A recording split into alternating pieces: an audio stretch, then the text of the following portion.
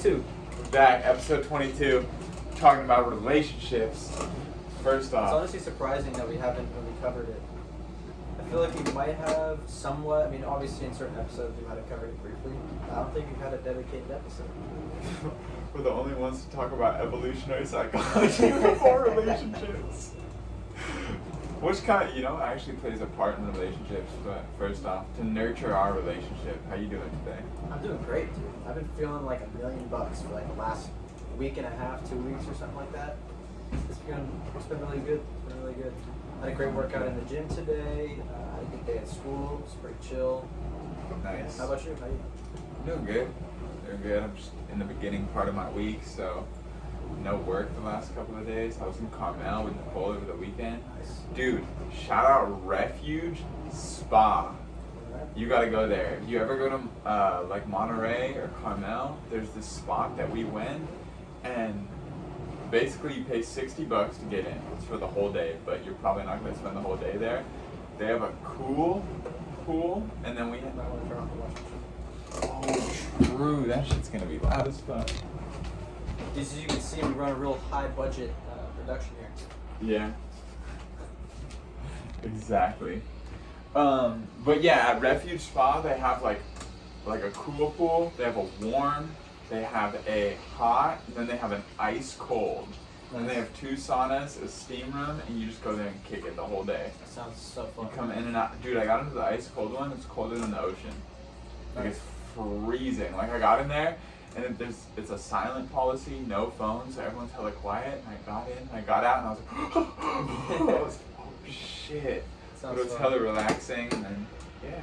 Sounds like a good time. Daily grind. Refuge Spa. Refuge Spa, you gotta go there. $60. Not sponsored yet. Yeah, not sponsored, but probably by episode 23 we will be. Yeah. Alright, let's get into the topic, bro. Yeah, so absolutely. we're gonna we're gonna talk about all relationships in like a general way, but obviously like there's specific stuff that might only apply to a certain only relationship, like romantic or platonic or like professional. Exactly. But I think generally everything we talk about here is probably going to apply across the board. Yeah. For the most part. And we're going to hit with 3 like key things. Yeah, we got our notes down here on the floor.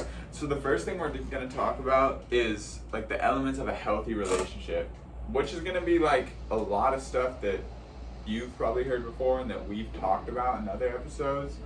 But I think like the first element and the most valuable one to me at least, or one of the most valuable. We should probably also give some context around like our current, I guess, relationship status, because that would. True. So I'm in a relationship. And you've been in a relationship for how long? For 2 years. I live with my girlfriend here in San Jose. Found a girl who puts up with me. She loves me, and like for the most part, it's been really good. And there's been like trials and tribulations and times where I've like really messed stuff up and times where I've did stuff really good, but at the end of the day, like I've just learned how to cooperate with somebody else in a respectful manner. So I got the 2-year coin. And they live together. Yeah, and I live with her. So especially if you have somebody you live with and you aren't trying to strangle each other every day, like you might be doing pretty good. Yeah. And myself, I am single and ready to mingle, so we'll drop his number in the description. Yeah. But yeah, all my friends, almost every single one of my friends is in a relationship right now, for the most part. Not quite every single one, but almost all of them. Right. And so it's interesting to see, like, obviously all relationships are somewhat different. Yeah. Some of them are healthier than others, so there's like certain problems that you see in one. So it's kind of interesting to have an outside perspective on relationships. Not that I've never had a relationship in my life, but it is kind of cool to be on the outside to see other people and their relationships. I think it adds a different perspective. Yeah, hell yeah. Well, and it's cool to analyze it, because I remember when I was single, I was just hella jaded. I was like, everyone in a relationship is hella stupid. Like, like they just don't have themselves together. So I feel like it's cool. And even for me, it's interesting to see how other couples interact and like what I can learn from that. Like one of the most important things that me and Nicole do that I've literally learned from other people, I'm not some like genius that made this up, is date night. Yeah. Is having a weekly date night. Yeah, 100%. And like I heard other people talk about that, and married people who like you know, aren't just avoiding a divorce, that's what they do. So I'm like, I gotta do that. Yeah, no, that's what we gotta do. That's one thing I really like about your guys' relationship is that you have that date night. I think it's really cool. Yeah. I don't know any other couples that do that personally, but they should. They should. See, I made it up. All couples should. Okay, so let's get into the topic. Now you have a little bit of context around where we're at currently. Yeah. We've both been in relationships before, so we're not completely talking out of our ass at 21. Yeah. But the first thing is, what are some elements of a healthy relationship? And I think that the two fundamental pillars, I guess maybe three pillars, would be trust, communication, and respect. Yeah. I think that, to me personally, I think communication is probably the most important one, because if you have good communication, not just like an attempt to communicate, but also an understanding on both sides, because if you're just trying to communicate but it's just going in one ear out the other because you're not speaking the same language, maybe literally, it's going to be really difficult. It's going to be really difficult to... Respectful communication. Yeah. So you need to be respectful in the way that you communicate. You need to communicate in a way that the other person can understand without... you need to be sensitive to I guess their way of understanding things too. But yeah, without that, you're not gonna get anywhere. It's gonna be really hard to move things forward and resolve issues. Yeah, that's what I think too. Like, I think communication is, if not the most important, it's right next to respect for me. Because as I was just telling a friend earlier, this is that as long as I can communicate with somebody and they hear what I'm saying and I hear what they're saying and we can listen to each other, anything can be solved. There's not one issue that can't be talked about in a respectful way and you can agree on some kind of solution. But the second that goes, you're done. And the second for me is respect, because what's really important, and especially in young relationships, for anyone who's like, I don't know, like probably under 35 who's watching this, I feel like you are probably in some stage of self-development, whether that's like developing like your own personal values and morals, or your career, or like what you want your future to look like in general. Like, there has to be some sort of respect between at least me and my girlfriend, that like my life is not together yet. You know, like I'd say I'm pretty stable, you know, I do like really good things every day, but it's not to where I want it to be. So it's really important that she respects all the things that come before her that I have to do to make sure I show up as the best man that I can. And I also understand that about her.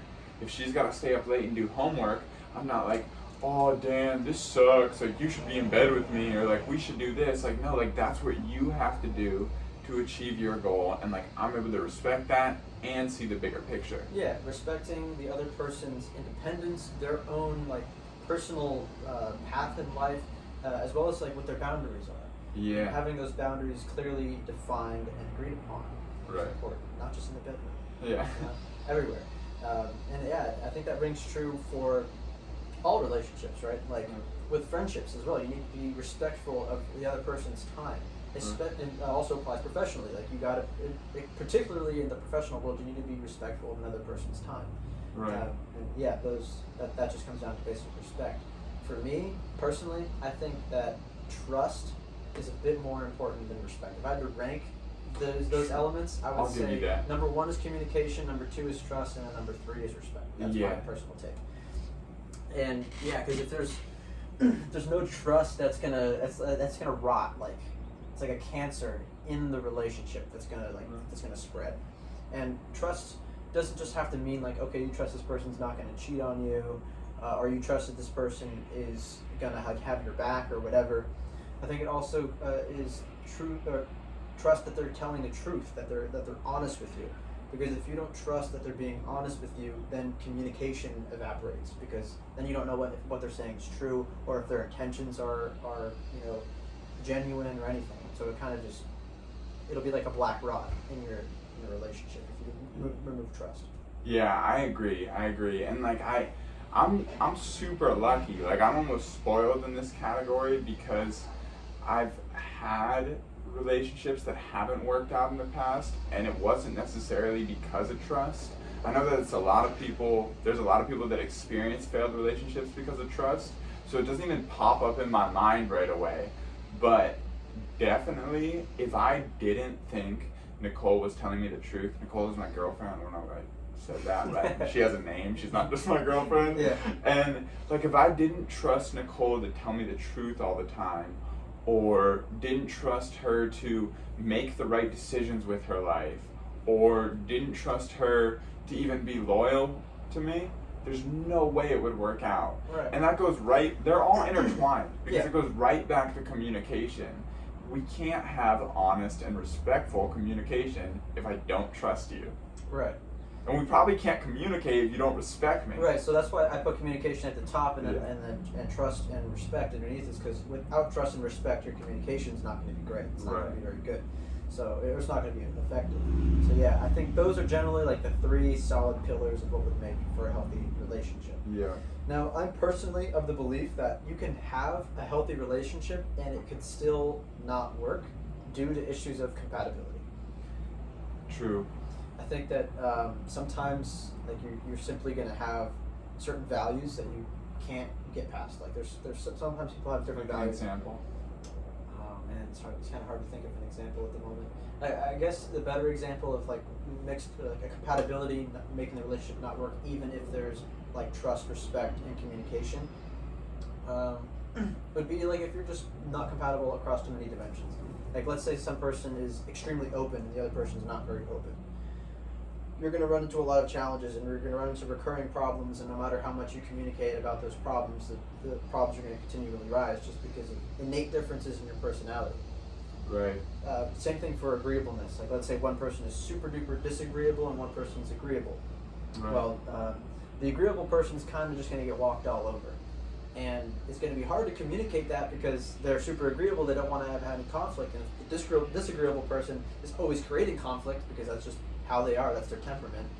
And so they're constantly going to butt heads, and one's just going to run over the other, and they're not going to, I guess then they wouldn't have the communication. But No, I think that's a super valid, like, I think agreeableness is like a really good point, because there was a sudden change in my life where I became extremely disagreeable just based on something that had happened. And Nicole is an extremely agreeable person. Like, she doesn't like conflict. She's very agreeable, but she's also not like, there's not like a doormat. Like, I used to be a doormat. Like, she's not necessarily like that. If she's in a situation that she doesn't like, she's getting out of it, you Right. know? But when I noticed, when I became extremely disagreeable and she's a super agreeable person, there was this dynamic shift, because I was angry and uptight and like just basically looking to start problems all the time.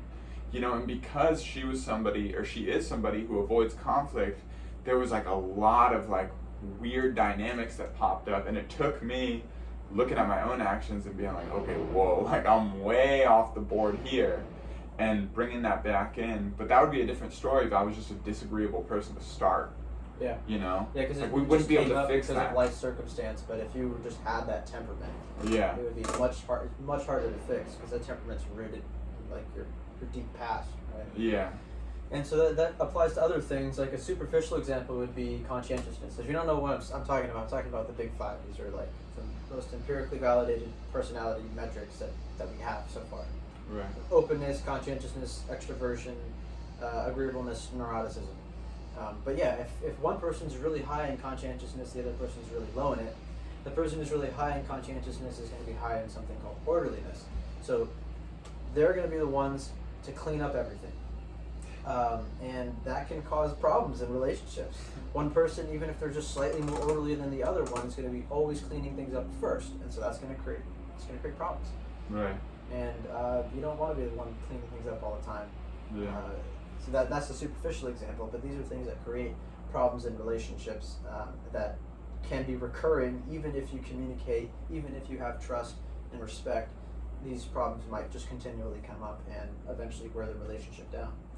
You know, and I think, like, I might be wrong about this, but I think that you're less likely to run into compatibility problems. I can't fucking say that word. But I need some water. But you're less likely to run into problems like that if you know the person or spend a significant amount of time with the person before you get into a relationship. Yeah. I would argue that most people who are just getting into relationships really quick probably aren't having healthy relationships to begin with. But just say, like in a make-believe scenario, if two people got together and were able to have a healthy relationship, if they didn't spend some time getting to know each other and just trying to interact as like something besides fuck buddies, they're probably gonna run into issues when it comes to. I think the flip side of that is people should get some time to know themselves, because I don't think people really even know themselves, and so they might think another person is compatible with them, but they don't even quite know who they are yet. So they get into the relationship and then they find out, oh wait, this is actually who I am. We're actually not very compatible. Even if we're able to communicate well, we're still butting heads all the time over X, Y, and Z, Right. and it doesn't seem to be changing. Right. Yeah. Yeah, no. Well, and that brings us to our second topic right there. We're just about to go into it. Is that what are the signs of an unhealthy relationship? And then we'll go into like how to let go of it. But what are some examples that we can look at knowing the things that form a healthy relationship, where we could be like, yeah, this is done. You know, like I know for me, I brought up one right in the beginning. Like if the communication goes, like if you're not having honest communication or you're not having respectful communication, like I have a perfect example for this. So I was just at like this support group that I go to for my sobriety this morning, and this lady's talking and she's like, yeah, I'm going through this breakup right now. You know, like I couldn't be with somebody who is like in active addiction anymore. Like last night the cops came and I ended up punching through somebody's windshield. You know, like that's a very extreme example. Like not all unhealthy relationships somebody punches through somebody else's windshield, but that's a perfect example of like when the respect goes, you cannot communicate at all. Because if you can't communicate respectful, then you're just gonna be like overly emotional, you're gonna be violent, you're gonna be like just downright disrespectful is really the only way you can explain it. Yeah, so I'd say like if you it's pretty simple. Like a relationship is definitely unhealthy if it lacks respect. If you're not able to respect each other's boundaries, and one person is constantly like, give me more attention, give me more attention, give me more attention, and like all these things are going to stem from personal issues. Yeah. All the problems you're going to have in a relationship are going to come from personal problems that you each have, and then just how your baggage is clashing. Yeah. Everybody's got some shit. Yeah. Everybody's got some shit they're carrying around. Right. You have some shit, your partner has some shit, and when you get together, you create a shit storm. And so you gotta, like, managing that shit storm is where all the problems in relationships are. So the more shit that you bring to the table, the more problems you're gonna have in a relationship. Right. Mutually. So, yeah, let me get back to the original point, is that if you don't have respect in the relationship, you're not gonna respect each other's boundaries, you're not gonna respect each other's values, and that's gonna create problems. If you don't have communication, you're not going to be able to resolve conflict very well. You're going to be talking past each other and not understanding each other. That's going to create problems. And then, yeah, with lack of trust, you're going to question whether they're being honest with you or whether they're really loyal to you, and that's also going to create all kinds of problems. And so if you're in a relationship and you're thinking about, okay, well, does my relationship have these three things? Look at them. Four. Or yeah. What was that? Compatibility. Oh yes, compatibility. That's the last right one. this time. Yes. So the last thing is compatibility, and so to look at that, that one's a bit fuzzier, because with these three elements, it seems like it's kind of clear. Compatibility is kind of harder to gauge, and that's just something you're going to figure out over time. Yeah, well, that's something you're going to figure out if the first three are. If they're working. Yeah, if they're working. Yeah, first you got to. If you don't have the first three, you're lost in the sauce. You got to get past the first three first, yeah. And then you can look at, okay, are we really compatible for the long term? Because you might be compatible in the short term, but you have to ask yourself, can I raise a person, like another human being, with this person? Like, am I okay living with this person? Yeah. And that's going to require a certain level of compatibility to do so without causing too much stress and conflict in your life. Right. And then gauging compatibility, I think I have an idea. Yeah, go ahead. I think that, like, if you can sit down at the dinner table or at the restaurant and put your fucking phone down, by the way, if you're, like, in a relationship and you're watching this and you have dinner with your significant other, put your fucking phone down. And if you can sit at the dinner table and you can, like, laugh and you can talk about interesting things, not like, oh, well, how was work today compared to yesterday? If you can have, like, satisfying and most likely intellectual conversations and make the other person laugh and enjoy that moment, you're probably compatible. Well, here's why I was saying I'm having a tough time explaining compatibility, is because that's what it looks like for you. You're pretty intuitive. True. Another person might be very, like, sensing oriented, so compatibility to them looks like they can go snowboarding together, they can fucking go rock climbing. Yeah. It's like, because that's the same thing for me. Like, for me to be compatible with somebody, I need to be able to talk to them. We need to be able to have discussions. I'm a fucking talker. You know me. I'm compatible with you. We spend 5 hours literally just talking to each other. Yeah. So, like, that's what compatibility looks like for me, but for another person it can be very different. So, Right. like, I can't give you a blanket statement of what compatibility looks like in your relationship. That's going to be kind of something you just discern over time. Yeah. Like, can you do the things that you innately enjoy and feel, like, really passionate about, that give you the greatest amount of joy with people, with that other person? That's good. Well, do you, like, even if it was somebody who enjoys going snowboarding with their significant other more, don't you think that just person to person, like, no drinks involved, like, no drinks or drugs and no cell phones involved, don't you think, like, that's the most basic form of compatibility, and you can gauge it off of that, even though that's not where maybe some couples feel the most compatible? But if you can't do that, you really have a successful relationship. You need to be able to talk to that person about what is going to be different. So for some people, they want to talk about, like me, I want to talk about ideas. I want to talk about interesting, novel, abstract things.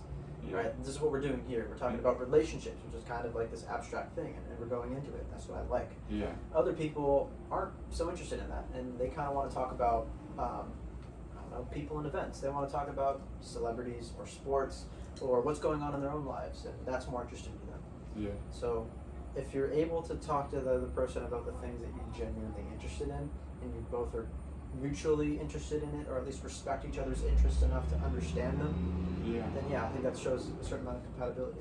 And even it doesn't have to be like, because this was kind of a weird thing that me and Nicole faced too, is we were like, both of us have a lot of different interests. We really don't, like, cross paths on many interests, but both of us are interested in being a part of whatever the other person is enjoying at that time, you know? So, like, Nicole probably wouldn't go to a rap show. Like, I never asked her that. Like, if it wasn't me, would you go? But I can't imagine she would. But she's gonna show up and enjoy that and be present in that moment.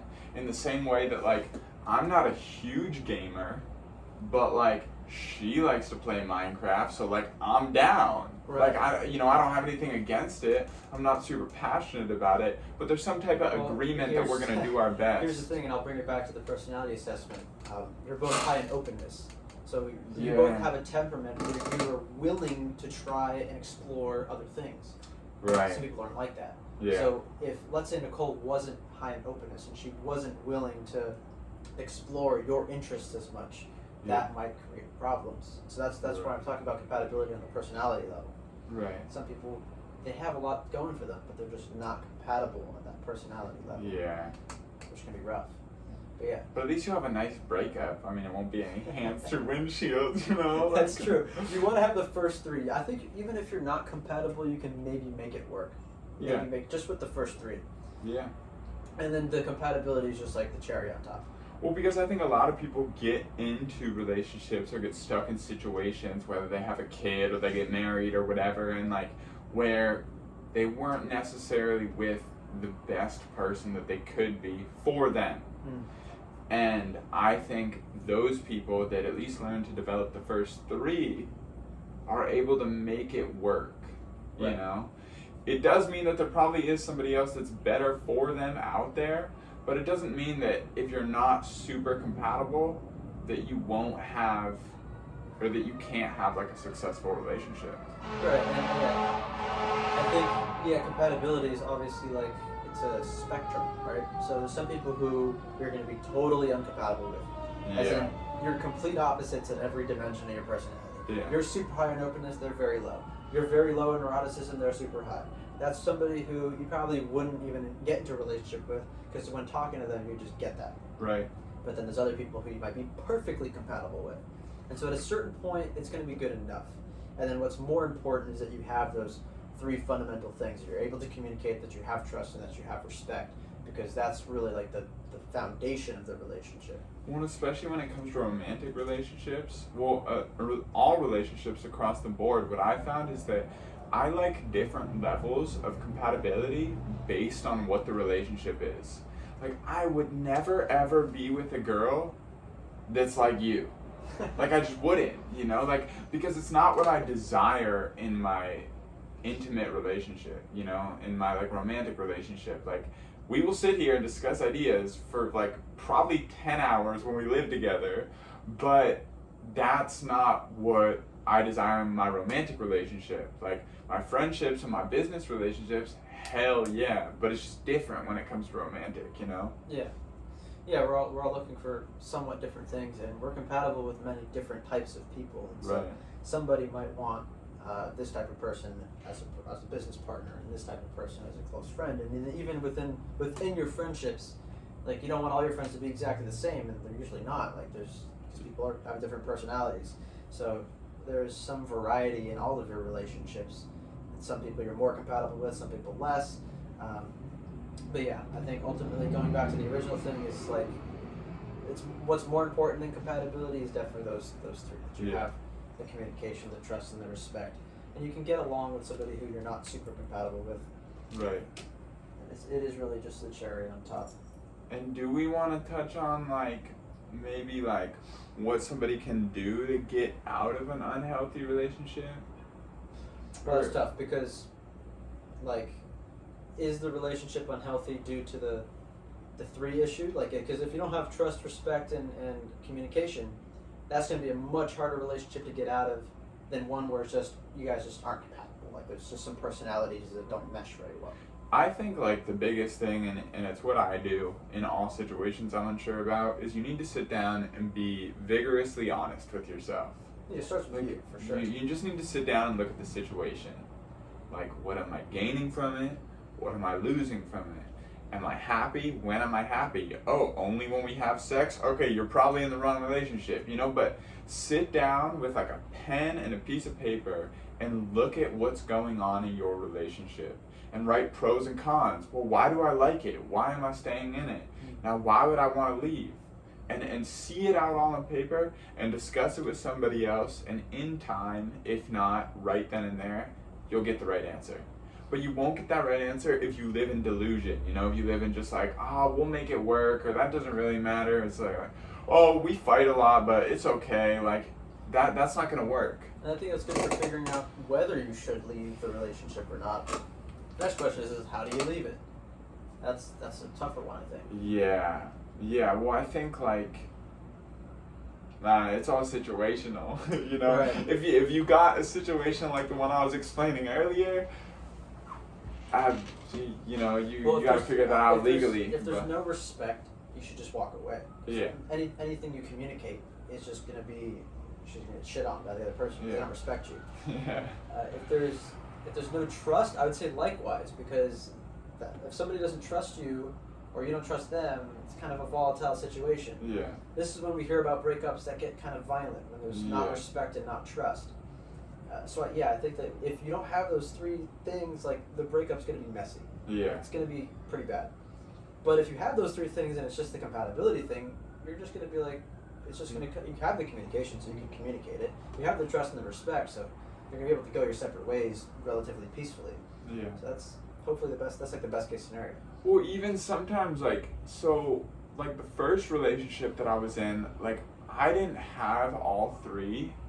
And I didn't have all three nailed, definitely, but I didn't have all three, but I was still able, like, thank God I was dealing with another sane person and not an insane person, because I was able to sit down and be like, look, like, we don't have these three things. I didn't articulate it in the same way that I'm articulating it now, because I was like 17 years old and a drug addict, so like, just, you know, it didn't come out that way, but we were at least able to sit down and be like, look, it's just not working. And so that's what I would hope for anyone who's leaving a relationship. But yeah, if you're dealing with an insane person, or there's a huge lack of trust or a huge lack of respect, you just gotta walk. Yeah, you just gotta walk and just like hope for the best, you know. Otherwise, it's gonna be a fucking mess. It's gonna be bloody. And it's only gonna get worse. Yeah. You know. Yeah, it is only gonna get worse. So the third one, what are we writing? Oh, whether you should be in a relationship or not. This is like the most important thing, and probably where like you're gonna save yourself a lot of heartache and other people a lot of problems if you get this right. If you're about to click away, don't fucking do it. But I think that the biggest thing, and I'm pretty sure you're gonna agree, is just knowing yourself. Like, you have to be able to be comfortable alone. Like, you have to know yourself. You have to know your strengths. You have to know your weaknesses. You don't have to be a perfect person, because you never will be. I mean, you'll die a person with faults. You know, that's just what it's gonna be at the end of the day.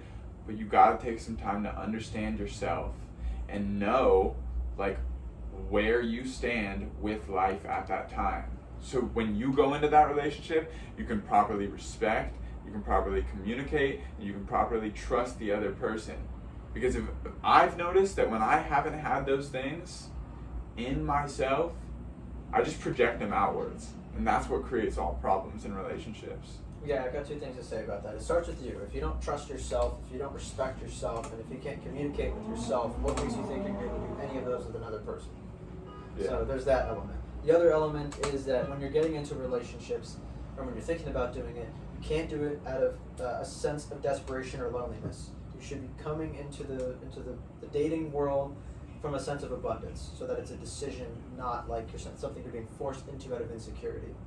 I was telling you this on the phone the other night, and I was saying it in kind of a joking manner, but it's the same thing you're just saying, is that like I got into my relationship because I absolutely did not want to be in a relationship. You know, like at the time I was like, no, like I don't want to be in a relationship. Like me and Nicole talked as friends, and I was like, no, like I'm not looking to do that. Like I don't want to be committed. And just because I ended up getting into it in a place where I didn't want to be committed and I was happy alone, I was so much better off in the relationship because I wasn't grasping for it. I wasn't like dependent on somebody else. I wasn't like, oh, I need to find a girlfriend so I'll be okay. Or like, I need to like find somebody who I can sleep with, who I can spend time with, all this stuff. It came from, you know what, I just really like this person and I'm enjoying the time I'm spending with them. Like, let's try it out. Yeah, it's a decision that's made with clarity rather than, like I said, out of desperation. And even, I'm going to touch on like the breakup too, because I feel like that's like a really valuable point. So there was a time when me and Nicole split up for a little bit, just because like we were lacking those three, or I was, you know, it was mostly me. And like what I understood at the end of the time that we took apart is that I was okay on my own. When I was in the relationship and I had a lot of bad habits, I was codependent, I wasn't communicating, and you know, thank God there was still some sort of trust and respect, and that's probably what saved it. But I wasn't communicating and I was really codependent, and I knew I needed time away, as did she probably, to understand, okay, I'm okay on my own. I enjoy life right now. Everything is okay. It's smooth sailing. And I still want to be with this person, rather than that feeling of like 2 days after you break up when you're like, I need this person. You know, I was able to look at it with so much more clarity and understand that like I have a great life today, and what I would like to do is share it with this person. Yeah, absolutely. I think that people should spend a certain period of their life, a certain amount of time, completely alone and single. Really just developing their relationship with themselves. Yeah. before they pursue serious committed relationships. Yeah. Because otherwise they're running the risk of being like many people who just jump from a relationship to another relationship to another relationship, never really truly developing themselves, spending the time to refine who they are independent of being with another person. Yeah. And I think that ultimately taking the time to strengthen yourself will strengthen your future relationships. Yeah. Well, and even though, like, you know, I think I got with Nicole when I was about like a year and a half sober, and like I was, you know, by no means even like half as sane as I am today, but I think the fact that for that first year and a half I was sober, I was putting my life together and I was doing all this internal work and actually starting to understand myself. Could I have probably used some more time to work on myself? Sure. You know, I'm willing to say At that. a certain point, it's good enough. But yeah, at a certain point, that's exactly what I was gonna say. Is like it was good enough at the time, and just because you're in a relationship doesn't mean you can't work on yourself. Honestly, you should be Well, the whole I think it's time. actually especially important to do that after you get out of a relationship. So Yeah. So instead of going from okay, I just got out of this relationship, time to find another one, although that temptation is really large because yeah, you want to have sex, you feel lonely, you know, it sucks, you want to be validated by another person. But if you just jump from one to another thing too quickly, you don't take the time to first of all digest what the fuck just happened, and really like investigate. Okay, where did I go wrong so that I don't make mistakes like that in the future, and where did the other person go wrong so that I can make sure I don't find somebody like that in the future so that the same mistakes don't happen. Right. Really reflecting on it, really building yourself up before you enter the next relationship. Or you just become your craving for another person. Like that's literally like if you just jump from relationship to relationship, all you are is your craving to have another person in your life. And like I would argue that if you do that for 5 years, you probably lose track of who you are completely. Because the only thing that you've been chasing is just like, oh well, I can't be lonely. Yeah. So now I'm doing this. Well, it's just coming from a state of fear, desperation, and loneliness, and you're not going to find healthy relationships that way. Yeah. When you're just trying to fill voids everywhere you go, rather than confronting it head on, facing it, really like looking into yourself, asking yourself, why do I need to have other people to feel fulfilled? Right. Like, yeah, it's incredibly important. I think everybody should do that because the first reaction of most people when maybe this isn't true, but the first reaction of many people when they get out of a relationship is immediately to try to find a new one. Right. And it usually doesn't work. Even if it's only a few months later, that's not enough time. Yeah. You're not going to figure out who you are in a few months. It's going to take some time. Yeah. Yeah. Yeah. Especially if the relationship's long. Like if you're with somebody for 10 years, maybe take a year or two to yourself. Yeah. To really figure things out. Yeah, seriously. I agree. Any closing thoughts? I feel like we just blasted them with I feel like information. we should do a whole episode on breakups. I think that'd be cool. Hell yeah, Whole we episode should. on breakups would be cool. But yeah, I think that we covered most things. I know I hammered in the same points like over and over again, like the 3 pillars: trust, communication, and respect. Make sure you have those in your relationships. Make sure you have those with yourself before you get into relationships. It all starts with you. Yeah. You know, that's like literally like the most like repeating point that we're making. It's like it all starts with you. Even when you're in a relationship, it all starts with you. Speak the devil. Right, baby? Her mouth is numb because she just came from the dentist. She's got chipmunk cheeks right now. But yeah, any closing thoughts? Those are my closing thoughts. It all starts with you, and if you want a healthy relationship, start with a healthy relationship with yourself. Boom. Couldn't have said it better myself. That was episode 22. See you for 23.